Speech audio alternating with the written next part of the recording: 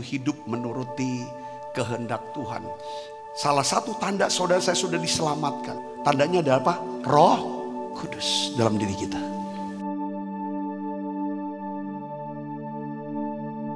Bagaimana kita bisa mengetahui bahwa Roh Kudus itu berdiam di dalam hati kita? Tandanya adalah apa?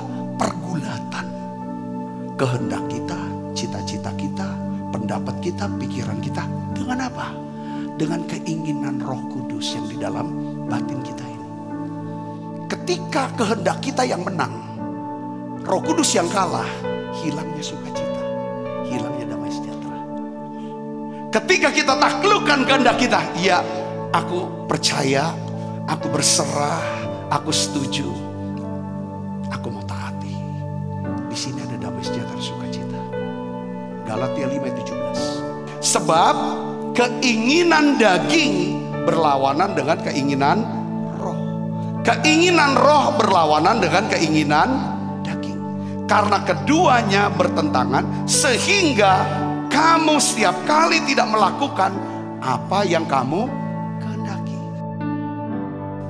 Yang kedua, kita harus tahu begini. Hidup sukses dan berdampak adalah hidup menurut kehendak Tuhan dengan menaklukkan yang namanya kehendak daging. Kita tahu kehendak Allah dari mana?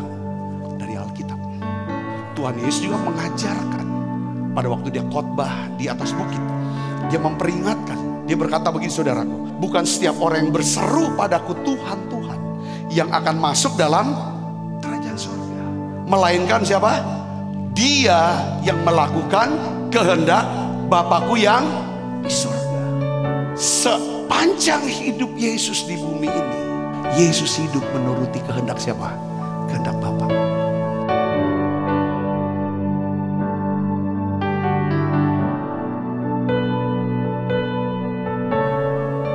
Saudara tahu gak, cita-cita terbesar Paulus setelah dia jadi orang Kristen adalah apa?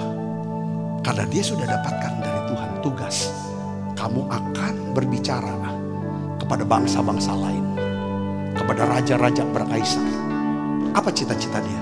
Dia ingin khotbah di stadion utama kota Roma.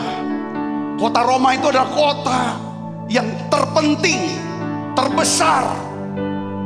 Kumpulnya orang-orang hebat di situ, saudara. Dia ingin khotbah di sana, di hadapan ribuan orang mungkin. Saudara, dia ingin khotbah seperti itu. Tapi Tuhan punya kehendak lain, rencana lain. Paulus tetap dibawa ke kota Roma bukan sebagai pengkhotbah, tapi dia masuk kota Roma, saudara, sebagai apa? Narapidana, tawanan, sebagai tahanan Kaisar Roma. Saudara tahu, ini kan yang dia bilang, karena pemenjaraanku banyak saudara-saudara jadi percaya. Doa-doa kita mungkin sepertinya kok tidak berhasil, tidak ada hasil, tidak ada jawaban. Coba kita belajar, Tuhan kehendakmu itu apa buat saya? Beritahu. Kalau saudara sudah tahu itu kehendaknya, jalani. Bagaimana caranya saya bisa hidup menuruti kehendak Tuhan? Yang harus kita doakan dan kita latih, supaya saudara Kristus, kita bisa berkata iya sama setiap kehendak Allah. Lalu kita bisa berkata, kalau kehendakku, kalau cita-citaku, kalau niatanku, kalau rencanaku ini salah atau tidak selaras dengan rencana Tuhan, aku tetap berkata iya sama Tuhan. Aku akan ikut rencanamu saja Tuhan.